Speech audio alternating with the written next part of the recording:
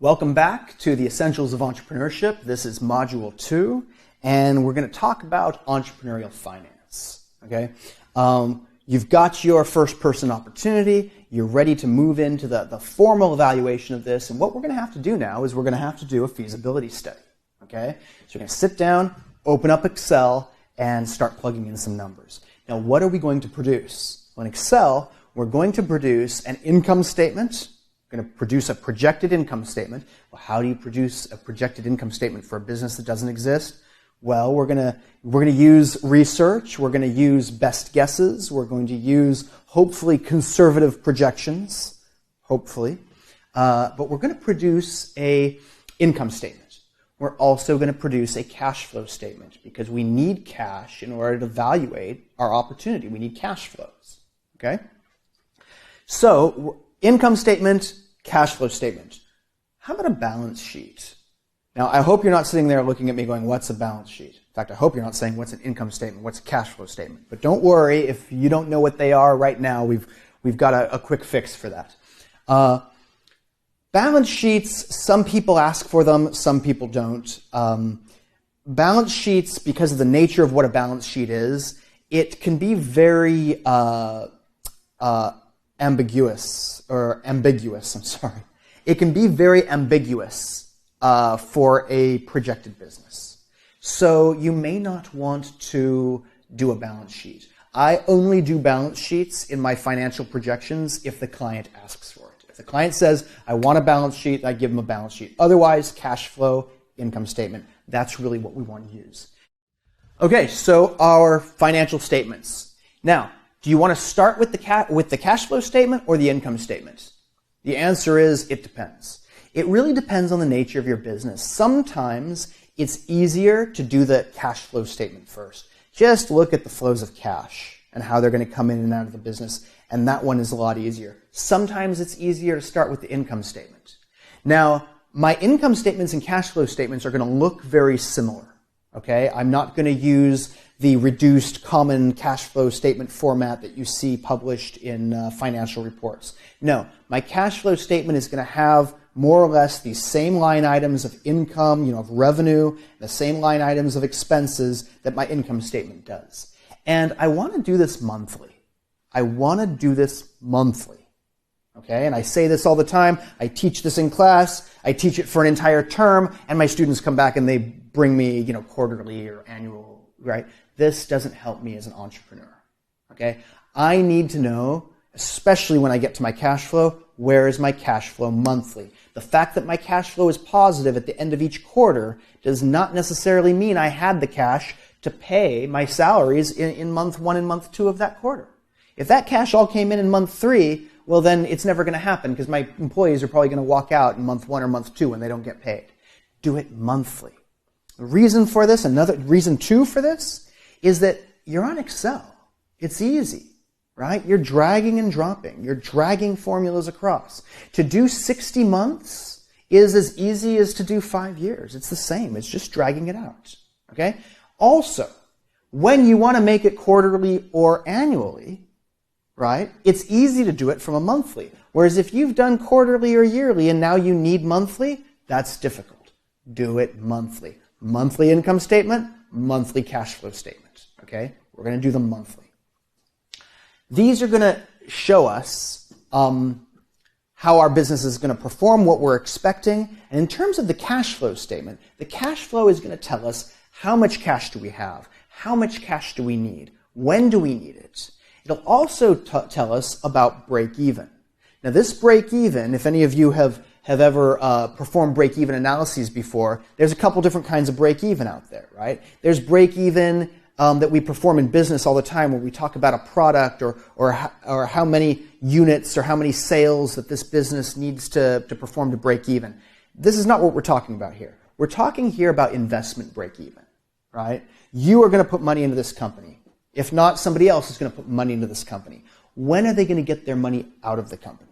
Okay, that's a break-even. There's another kind of break-even that's on the same scheme, basically, the same cash flow statement. We can also calculate what I call operational break-even, right? Which is, at what point is the business running without further injections of cash? So when is the business able to sustain itself? And then when does all the money originally invested into this business, when does it start growing and come out the other side and finally have paid back more than what was put into it? So that's investment break even. And we're going to see this all in the cash flow statement. And that's why the cash flow statement is so extremely important.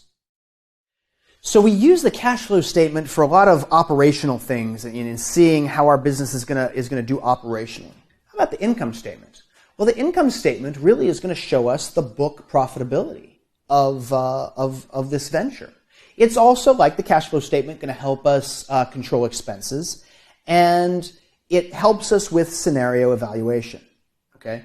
Now we're going to do scenarios in both. Now, and the way that we're going to put these together is you're going to use one Excel file, and one sheet of Excel will be your cash flow statement, and one sheet will be your income statement, and they're going to be linked.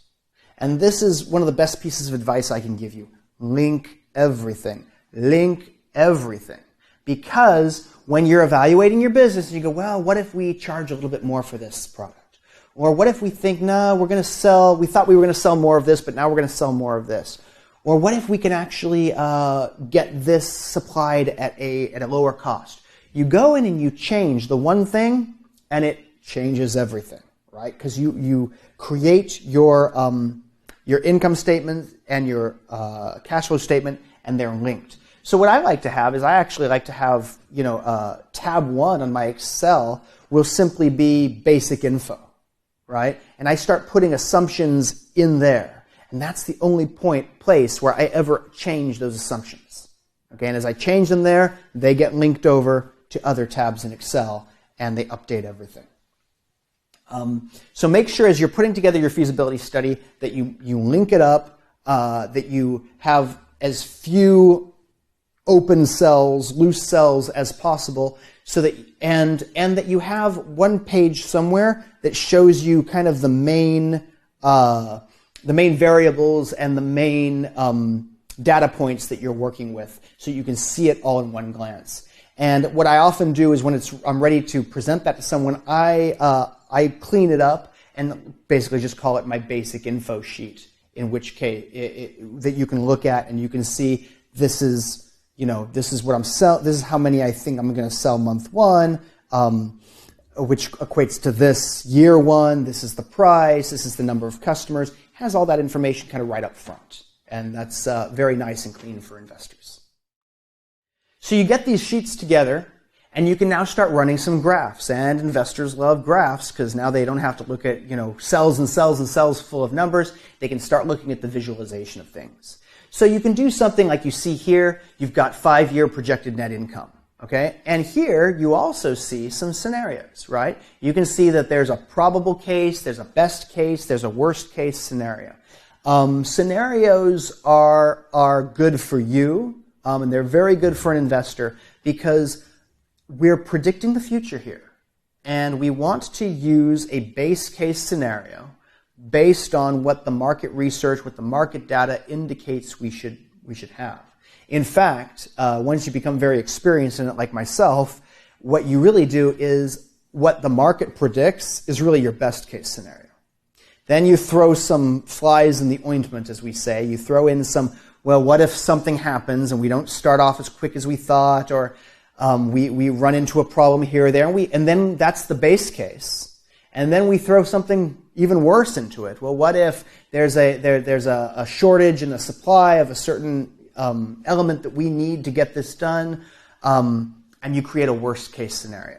And so you have something very strong and robust to present because you've actually studied different cases and what will happen in different scenarios, and you have a plan for how you're going to deal with each scenario. You can then take this information and you now know how much you're going to need. Okay? How much investment is this company going to require? How much is this company worth? Because once I've got a cash flow statement, I can discount my cash flows by a determined discount rate, and I can come up with a value. This is important if I want investors. Because if I want investors, I need $50,000. Well, what is $50,000 worth? If any of you have watched that program Shark Tank, right, where people, uninformed entrepreneurs, just kind of walk in and they say, I need $50,000 and I'll give you 5% of my company. Well, basically you're saying that $50,000 is what 5% of your company is worth. Okay? So what is that? Is that $2 million is what you're saying that company is worth? Well, show me that company is worth $2 million. You see, if I say I want $50,000 and my projected cash flows show that my company is worth $100,000, then just to be fair, $50,000 is half of my company. That is what it comes out to. That's the way it is, right? Determining how much of our company we give for how much equity is not an arbitrary thing, especially not to an investor. They want to know that they're getting their fair share for what they're paying. Okay, so we have all this put together. Once we've got our income statement and our projected cash flows, we can get an actual value of that business. The other thing that the cash flows show us, especially on a month-to-month basis, is that they show us when we need that cash. You see, we could determine that we're going to need $50,000 worth of cash, but you don't need it month 1 or month 0. You maybe need $10,000 to get up and running. And then when you hit a benchmark, you're going to need another $10,000. And then at another benchmark, that's when you'll need another $10,000, right? And people are much more willing to invest smaller amounts of money at a time, seeing the progress that you're making, right? Than they are investing a bunch of money up front. Also, the more that your business progresses, the more your business actually will be worth. So maybe they get 10% of your company for the first $10,000 they give. But on the second $10,000, maybe they only get 9% now because we can see that your company is worth more money, right? So it's also a way of maximizing the money you can get and minimizing the equity that you have to give.